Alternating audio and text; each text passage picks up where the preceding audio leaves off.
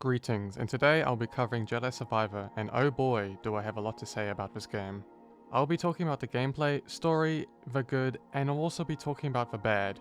It's weird I even have to mention this, but just because I'm criticizing something that you like is not an attack on you. You're allowed to enjoy things that have flaws. And here are the points I'm making before denouncing it all as blindless hate we often are accustomed to in this world of ours. I hope I'm properly articulating everything that I'm presenting, shining a light on it. It's going to be structured as following: performance, story, gameplay, notes, and conclusion. And before I forget, this video does contain spoilers.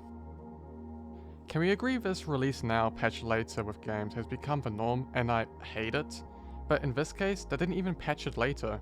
It's been 2 years since its release, and the problems are still very present. Yes, I know that console players for some reason have a game where there isn't these problems, but PC players are still experiencing them. Apparently the culprit is this anti-piracy software called Denevo. It is supposed to be this new best thing ever. It's not that great though, because I know for a fact it has been cracked, as the game runs even better cracked, which is embarrassing. Not much better, mind you, as it still runs like a PowerPoint presentation, making it pointless for Denevo to still be on 2 years later, hindering us. Surely I shouldn't be punished for having a worse experience for spending my hard-earned cash compared to someone who stole it. My PC is middle-high tier, and I don't want to hear you need a 4090 or higher to play the game, because I installed 2 simple mods and suddenly my game, which is on a lower setting, which was stuck at 25 frames, even turning into a slideshow at 5 frames at times, but with the help of the mods, was now able to be played on medium settings, getting an average of 60 frames. If you wanted to know the mods I use, it's these two. How is it that a few mods could do what you couldn't in 2 years? A mod will still clip in and out and being haunted, other times they're just far off.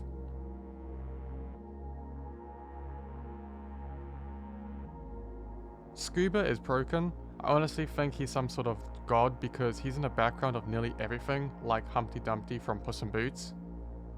Everyone talking about Darth Jar Jar? Nah, Darth Scuba. What else? Oh, the map. Sometimes it doesn't want to work. And it's not even a segment where it's not available, because you can access it using the show map in the datapad, you just can't open it in the game for some reason. It wasn't a lot of times that happened, but it did happen 4 or 5 times.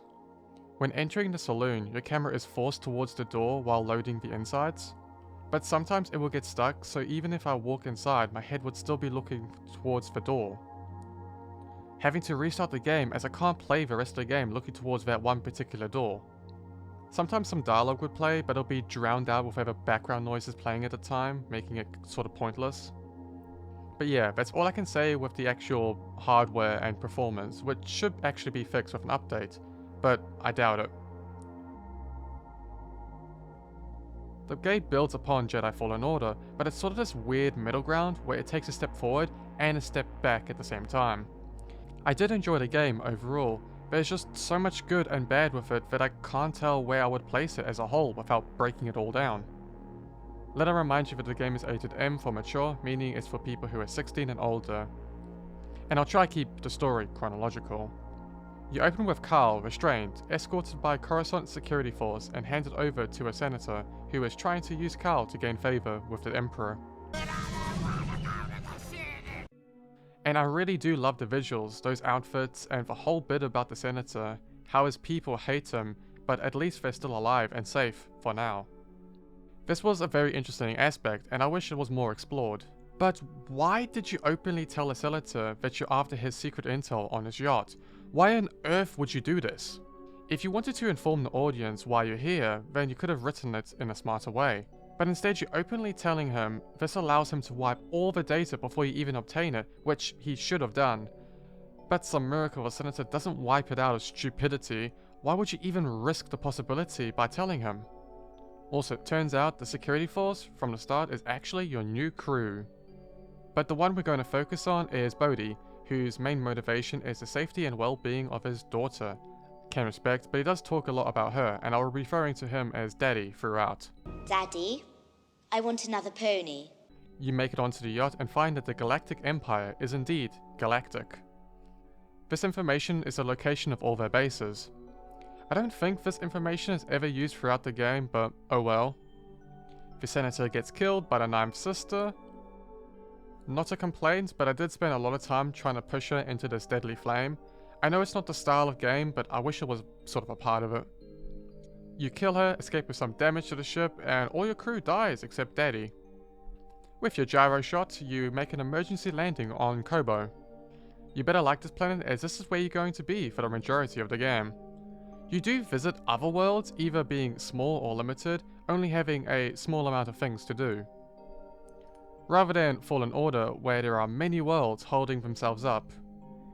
You are often travelling between Kobo and other planets to just go back to Kobo. I don't expect to add all the planets in Star Wars, there are millions of them after all. Yes, Kobo is very big, and there's a lot of sections where it looks like it's a completely different planet. But it is very repetitive. It's not a planet exclusive, as in the first, you change a lot when you travel between looking at Dathomir and Ilum.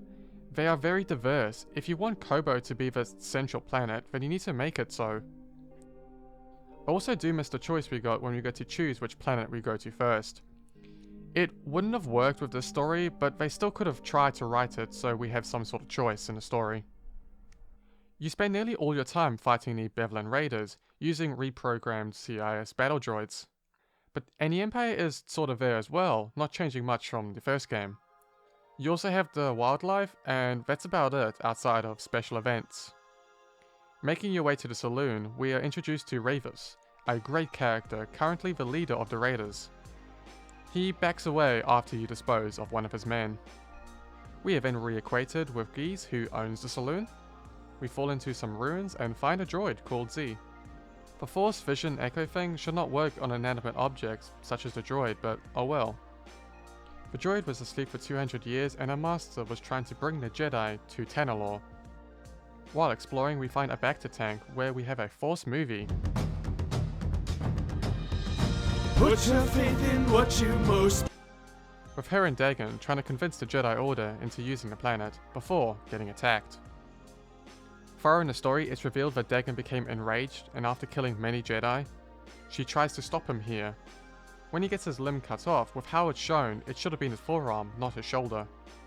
Her plan was to put him in a Bacta tank to heal, and then release this maniac, giving him his saber right back. Yeah, I'm sure he wouldn't immediately attack you.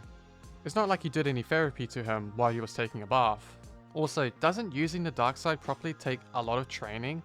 I do not like how casually he bleeds his kyber crystal. This would have been a difficult and dangerous process, showing an accomplishment for a dark side user. I'm also a bit saddened that Dagan doesn't try manipulate Cal at all, or even try recruit him, but instead immediately attacks him. Cal was a blank slate. He had no prejudice towards Dagan, and you didn't even try. Anyway, the Raiders turn up, acquiring Dagan, their leader. You fly to Jakku, meet with Marion. Marion, for all I can assume, tries a lot to be funny, but comes off as cold and sassy to Cal, as if he's done something wrong to her. It's just his attitude towards Cal I don't understand. She does show to be very caring towards Cal in the cutscenes, but honestly, this is covering the whole game. The cutscenes and the gameplay are two different things. Often do they show to be two completely different people for what they say while playing the game and the cutscenes that are shown. I was pleasantly surprised when Cal was having a moment worried about losing his way. I was fully expecting her sassy self from the games to be like, Cal, if you ever turned evil, I would kick your ass. But no, I liked how she said, I will guide him back onto the path. After Jedi Fallen Order, she left the group to explore the galaxy, but she should have told Cal some of her Night Sister magic. You can't say, oh, it can only be done by women or her species, because we get given some of it to use in the game. Even if she only has the one charm, she talks about how simple these spells are, and she could have created more, or go back to Dathomir and get some from her fallen sisters. We finally made it to the base as the Mantis lands. I wish I could have just stayed on instead of dying throughout the desert. The Jedi's base design really is a middle finger to anyone who isn't a Force user. All the doors and lifts all rely on you having to use the Force to go anywhere. One locks while the other one opens, so you can't just leave them open. I was really thinking, what if Geese wanted to come inside? Oh wait, he can't. Even if this place was for Force users, why not at the moment while it's being used by everyone else, make it more accessible? Here we meet Seer and Endo, who is alive. I honestly thought he died from the first game. These two have been spending many hours trying to recreate the Jedi archives. I don't understand why Daddy here gives Cal a blaster. You're basically arming someone who you're going to betray. Since Tanalorr is surrounded by an abyss, we need compasses to navigate to the planet. After collecting a few compasses, we go back to Jeddah, where a Trident assault ship is drilling out the place, so we get to play some Metal Gear Rising, slicing it up.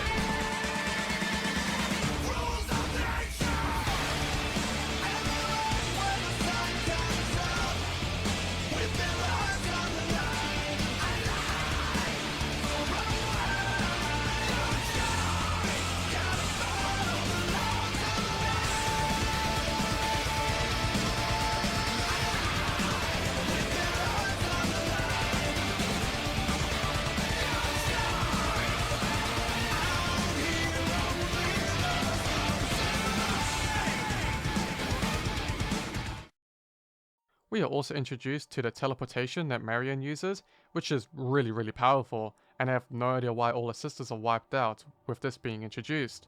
She's fine when teleporting herself and only becomes strained when teleporting multiple people. When going back to Kobo, Z, the droid, was kidnapped by raiders, so we have to enter their base, this being the central ball of a Luthor Hulk.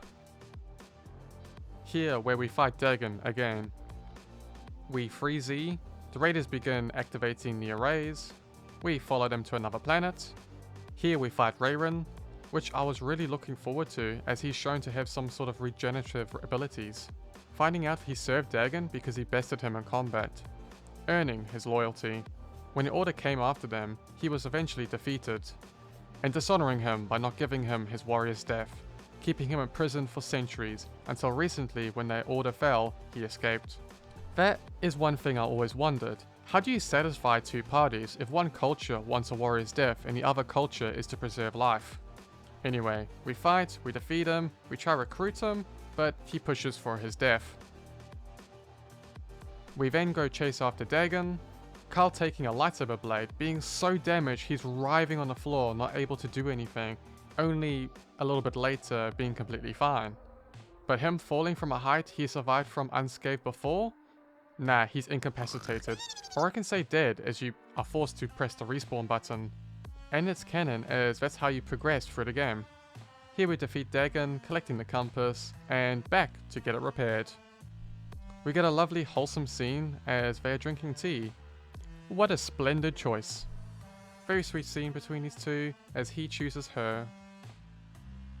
The compass is fixed, but oh no, the alarms go off, the Empire is here. Turns out Daddy here betrayed us, as he can use the compass for a safe place for his daughter. He for some reason can't share with anyone else who wanted to use it as a refuge. And get this, he is also a Jedi, but now bad. This is what I have an issue with. He's a completely different person. These two people cannot coexist. The guy we thought we knew being a cool, calm, rational person. Friends and family man, which is apparently all fake, as this is him actually. A dark force user who is unbelievably short-tempered and out of control that would even endanger his own child from his rage. Even if he's able to hide his traces of being a force user, no amount of masking will hide your short-temperedness and inability to control yourself. It would have slipped at some point. Anyway, Daddy escapes, Carl gets incapacitated like I mentioned. Also he kills Enzo. Now you get an epic battle where you play as Seer and hold off the Empire. Using some questionable defenses that were very convenient. But Darth Vader himself turns up. We fight Seer and doing some heavy damage to Vader. And finally trying to finish him off with a jump attack to only get impaled. As Vader limps away. As I think many people misunderstand this bit, Sears falls down and dies in Carl's arms, but this is more a transition as Carl using the Force Echo ability, as this is clearly shown hours later. Truly sad. I don't know why Seer did the jump attack. It didn't work the first time she did it in Fallen Order. It would have been funny if Vader just threw off the cliff again. While the team is grieving, we track Daddy to an Empire's base to get his daughter. When you visit the Empire's base, I really loved the inside of it's all designed, was really good, but I don't like how the lack of professionalism there was. Here we have an unidentified, unauthorized ship land on a secret ISB base. And don't say, oh, it's like the New Hope with the Millennium Falcon and the Death Star. Even very convenient. They wanted to track them to the Rebel base, so they had a plan of some sort. Or even Rogue One with Scarif. The shuttle was supposedly rerouted after the base was bombed, so they know it was one of their ships, and it had all the right codes. I'm trying to cover all the bases because I know people are going to try to do their job for them, saying, oh, it's because Marion used her magic invisibility spell or something else. The invisibility spell doesn't work, and you're grasping at straws. Yes, she used it before, but not here. From the first game, it's clearly shown that from the outside the ship is invisible. But we don't see that is the case at all. Even if they fixed it and wrote it that she did do that, she would still have to maintain that spell, so even if you give her the benefit of the doubt, she could maintain a spell for all that time. It would have been broken when she went to go help Carl, allowing all the cameras and scanners alerting to the ship's presence, and it would have been dealt with.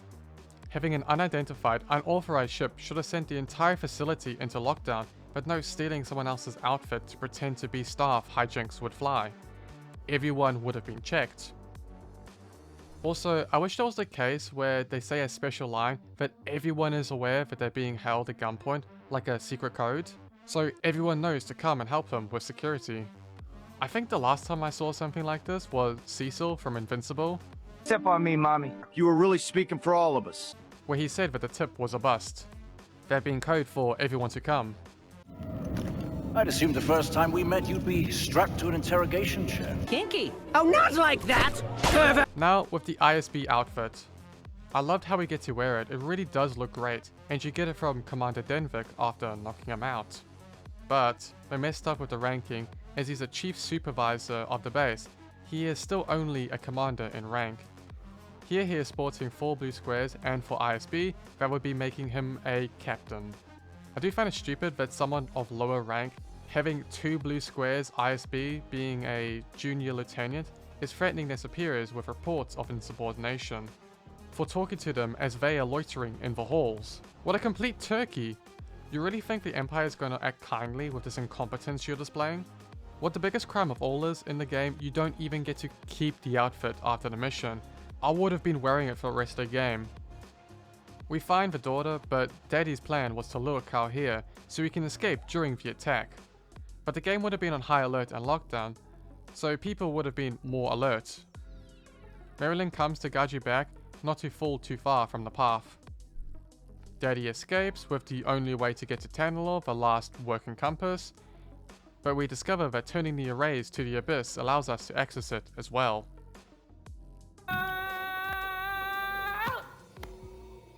So we arrive on Tanalor. We try to talk some sense into him, trying to compromise, looking for another way, but he's having none of it, pushing to a fight. But his actions are now becoming dangerous to even his daughter. Carl embraces the dark side even more.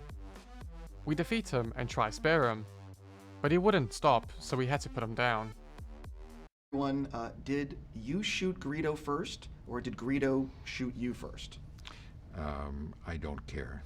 I actually like this. I'm tired of Mia showing a clearly gone person as still redeemable. Either redeeming them that would have completely broken the character, or having this endless loop of I can fix them, but they never do, causing more and more problems when you should have ended things there and there. They have a touching send-off, and that's the end of the game. Where are the Inquisitors in this game?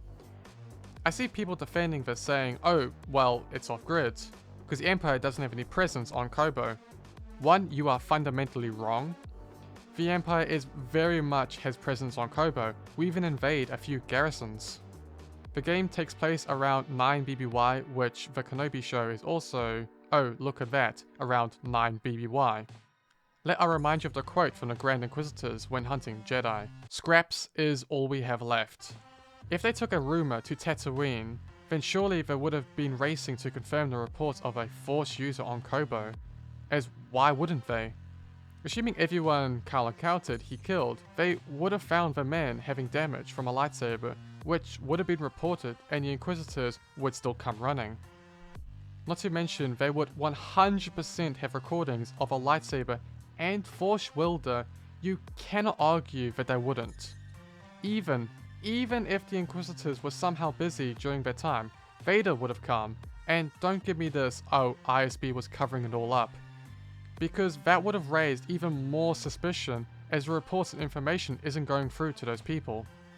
The Purge troopers themselves would have definitely made sure that they eventually gotten through, so there would have been no way to cover that up. The problem with lightsabers is they do no damage. I will hit someone with a lightsaber, barely leaving a mark, having to hit them 100 times, slowly chipping away at their health before they eventually die. You can slice the weakest enemy with a lightsaber and they'll still live. But no, I get one-shotted by a bird. They never stagger, they never get interrupted when they get attacked, body parts never get cut outside of predetermined animations. The Purity perk does help with these issues, acting a little closer to a lightsaber that actually deals damage instead of a glowing baseball bat, but you still have to have already beat the game, only accessible in Game Plus. It took me around 20 hours for my first run. In no media can you justify 20 hours of content before you even have to repeat the game again just for the simple band-aid. Simple fix, just have the Purity perk available from the very beginning of the game. The bosses are annoying as you have to dodge the same few attacks only to chip in damage between everything. In fact, if you mess up and get hit once, you get stun locked until you die. It's trying to be the Souls game, but it isn't committing. Man, I really hate the spawn of Ogdo Bogdo. It's broken. You can't punish it for overextending with parries, such as removing its tongue from the first game, having way too much health, and god, you even fight two of them later, which is horrible. The Force is very limiting, and it's present in the first game. Some enemies don't get affected by some powers, but others do. I wouldn't mind if they planned it all out. Like, oh, droids you can't force push or pull around because they are magnetically locked to the space station, changing things up between the maps. But no, they have invisible walls preventing me from pushing enemies off cliffs. I really don't like how goofy they make the Empire. I'm tired of media showing them as incompetent bad guys, especially after watching Andor. You see them missing a lot of their shots and it's comically bad. And you will often see them being taken out by wildlife all the time. A group of them being completely demolished by some chickens. If you want a comical bad guy, have the battle droids showing how dangerous the wildlife is. Again, stormtroopers should not be able to take a lightsaber and survive, instead have them play smarter. Instead of giving them more HP, have them try and get some distance, shooting with great accuracy. You can block and even redirect blaster bolts. It's not like them having the ability to shoot accurately is a death sentence. Especially on a planet like Coruscant, having them call in backup so you need to have to get out the area with speed, otherwise more will arrive. If you really want an enemy that you have to chip away its health, write it so one of those races where you regenerate, or even a bunch of worms like the Lagolo from Halo, which I think is where they were trying to go with Ravis. Or even something that has lightsaber resistant armor, like a Mandalorian. Carl at this point of the story is very much known as a Jedi terrorist. If you aren't going to have Inquisitors, have some sort of new Inquisitor droid, being made from Beskar, which is a metal that the Mandalorians use, being resistant to lightsabers. Have it so Carl has to find out where the facility is, and to protect himself, and other Force users that might still be around, he has to go and take down the facility that's creating them, and wipe all its data, so the remaining droids that are hunting you are all that's left for the rest of the game. At the end of the day, they could have just had a special KX droid that is played with Beskar as a test. But also, I wish there were more things to throw. Only a few creature encounters do you actually have a few rocks to pick up and throw. When I'm inside a ship, I should be able to rip off the panels of the walls, and use it to shield myself from the bombardment of blaster bolts from turrets, and then throw it at them. And that's another thing, I understand you want to have new things for the players to unlock, and there's plenty of it. But having Carl forget how to lift and drop things halfway through the game is pretty annoying. I understand and actually enjoyed the first game where he cuts himself off from the Force, having to relearn things, so it would have been fitting nicely into that, but not in this game. It's been 5 years in universe from the first, and Carl should know how to do it. Like I said, they wanted to unlock new things as the player progresses. there's not a shortage of things to unlock. We have the grapple, another grapple, a dash, a magic dash, a goo launcher, dart gun, pistol, and crossguard. Just change things around. Have the force from the start, and we can get all the stuff later. If you wanted to have new force abilities, have it learned or taught by somebody, or even have Carl maybe tap into the dark side. Maybe having, like, force lightning. Not something so simple as thing goes up, thing goes down, which he already has learnt. You are limited to only 2 lightsaber styles. Allowing you to use even just one more would have significantly made the game more dynamic and interesting to play. And it wouldn't have been overpowered to have 3 or 4 stances, it's all balanced as you still have to upgrade them all. I don't understand why the crossguard is so heavy and cumbersome. Excluding the Darksaber, as that has special rules, because I know people will mention that. Yes, lightsabers are heavy, some even weigh a few kilograms. But that is all in the hilt, not the blade, which is weightless. Bounty hunting. I was genuinely excited with this aspect when introduced. One of my favourite missions in Cyberpunk and Fallout were the bounty hunter ones. But this is kind of annoying. Fast travel to the cantina, talk to her, get a place in the map. Fast travel to the location, kill the bounty hunter. Fast travel back to cantina to get the next one. It should have been like a little message sent to you or a hologram, as I lost interest having to fast travel everywhere back to her to get the next one. The Holo board game, honestly one of the best things that they added to this game. It was a little mini game. All the enemies you scan can now be used as playable characters in the strategy game. Now I understand why bosses and all of that aren't included in the game, but why are probe droid or viper droids not also included? Each of the units costing different amounts of points, and by beating the players a few rounds, you get a reward. Now I wish there were more players to play against, and I wish that they also recorded more than one sentence for it.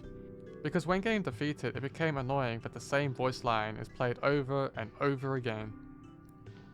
Plus, you should have the ability to play your own games. I wanted to play out my own little battles, controlling both the players' placements, creating my own little world. But it's a crime that it didn't include that. The fishing was interesting and scuba was definitely fun. I didn't care much for the gardening section. Collecting the seeds were hard to collect as you want to cut the plant, but it wouldn't connect, leading to myself swinging around trying to hit it. Nearly all the exploration is for cosmetics.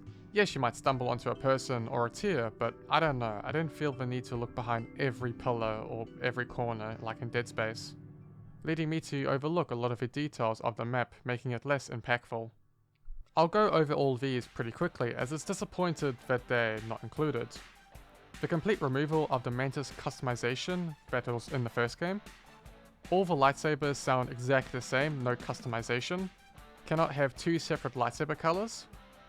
No battle grid, massive disappointment as there was in the first. No kicks! No helmets or any sort of headwear, which is ridiculous. Turgle didn't end up being a endgame boss. A friend mentioned not being able to change the hair color. I didn't mind it though, but I thought to include it. We can't replay or train against bosses. Add Force Choke, which you can only parry by using Force Safe Word. A baton trooper that also uses a pistol, sort of like the Commando droid, so it would have been the Empire's equivalent. And there's no story side quests. This is not really a criticism, but I wanted to share my thoughts. I knew long before playing this game that they had battle droids, and a part of me wanted to see the Separatists still holding out against the Empire of some sort, or trying to make some sort of revival. I personally got bored with all the platforming. I'm sure that's not the game's fault, but I felt like 80% of the game was platforming. I swear Jedi Fallen Order intrigued me more with it. I would have liked to have seen Jedi City. It would have been a great location and a place of interest, being a Jedi temple there. I know there's been a lot of negative, and I hope I justified my criticism, and not just mindless hate. If I didn't make it clear, I enjoyed the Coruscant bit, as it was definitely really great with the Senator. Same with the ISB base. I loved the holo game, and the pistol stance. Scuba was fun. Rick the Technician. I loved the cutscene version of Miriam and Carl. The bounty hunting was fun at the start, and definitely got me excited. I'm not sure if I'm remembering Jedi Fallen Order with rose glasses or not, so I won't score it on that. I do want to revisit it, possibly covering that as well. I was definitely told that even though unoptimized, the game was peak Star Wars and was definitely worth it with its story and gameplay. And no? The game and story definitely needs reworking to fit. Even though I had a lot of fun playing and aspects I do like, it couldn't be helped breaking my positive reception towards it as a whole with all I analysed with all its flaws. It being rated mature, being 16+, debunks the whole it was made for kids. Respawn is a massive company with an equally big budget to create this. It wouldn't be hard for correction for many of these, I even give a few suggestions. But I'm sure I'm going to get the, oh you stuttered or you had a spelling mistake so your entire point is now invalid. But this is all that I've noticed, and I'm sure that there has been a lot that I've missed. The game very much earns its mixed review on Steam, covering all the aspects from the story, gameplay and performance with its flaws. It's definitely a game that I wouldn't recommend to anyone who doesn't have computer literacy to install the mods to even make it playable. But even then, I'm not sure if I would point anyone to play it. On a positive note, I am loving Dead Space, so I would recommend playing that instead. If you want great Star Wars, go watch Andor. It really is amazing, and you have to give it a chance as it builds upon itself, requiring you to have to analyze what's being said. The entire thing is just finished with the conclusion of Season 2.